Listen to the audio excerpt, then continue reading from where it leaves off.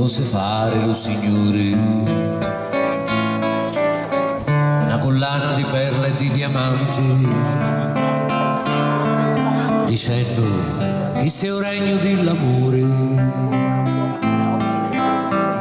lo paradiso di tutti l'amanti. La prima la chiamava Ricudi, la più selvaggia la Sapuritedda,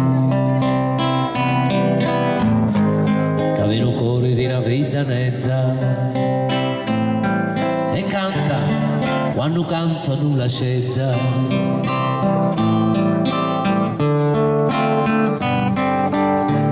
La soro la chiamavo Filicudi,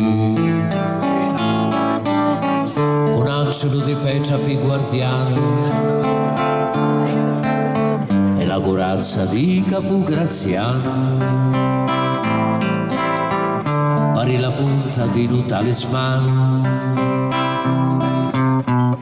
Poi vinni Salina la superba, che fu salata e a volte zuccherata,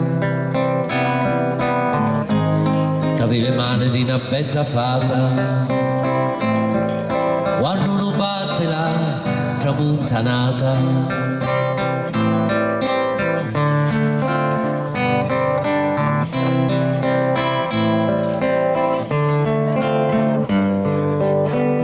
De sciomboli ne fece un rubino,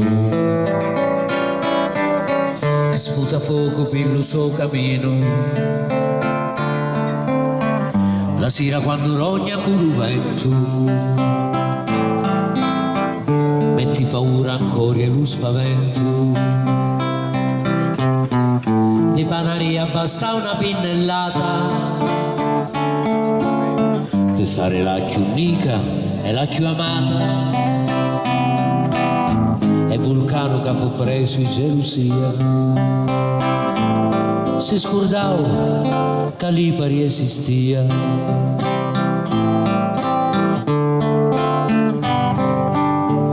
Una sera di tempesta si staccava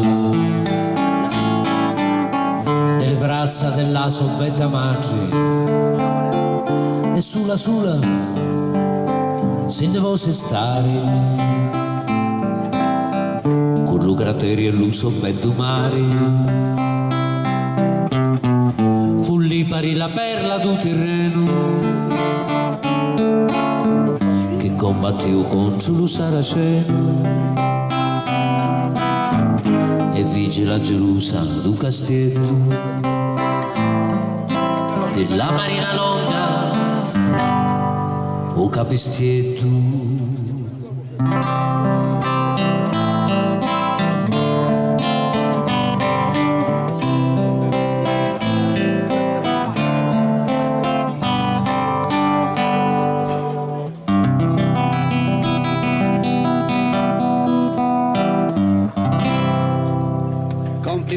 Complimenti, questa Grazie. Una poesia dedicata alle Olie, quindi. Dedicata alle Olie, si chiama Le Sette Sorelle. Sette sorelle, è stata cantata da lei si chiama?